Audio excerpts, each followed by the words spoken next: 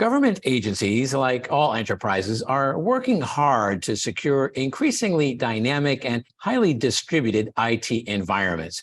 For officials responsible for securing government agency IT systems, defending today's dynamic perimeter is also becoming increasingly complex.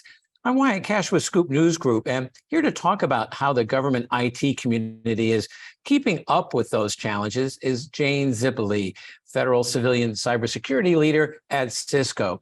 Jane, thank you so much for joining us. And let me start by asking, how is the changing network topology at agencies, if you will, and their evolution toward a multi-cloud environment, how is that reshaping the way they need to think about securing their perimeter?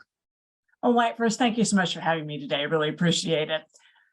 The concept of the network perimeter, as you know, has evolved and changed a lot over the last couple of years, and it's going to continue to evolve and change. The perimeter is no longer the edge of your network. It's the people and devices that access your applications and data.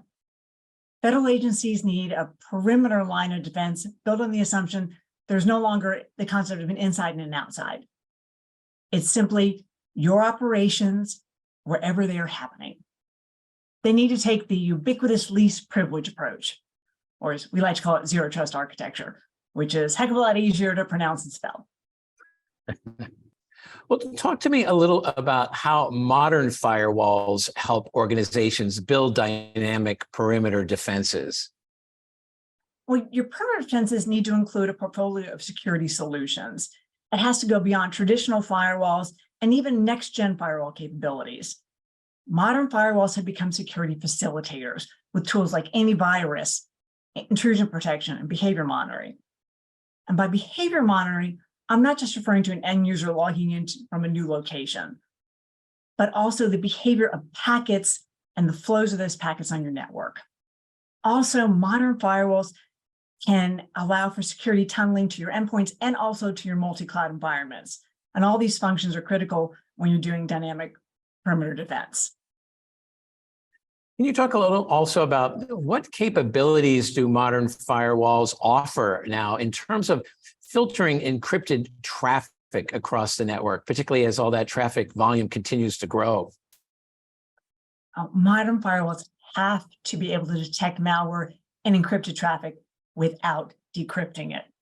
As you're pointing out, we all understand the overhead created and the technical challenges of trying to decrypt traffic and motion going across the network.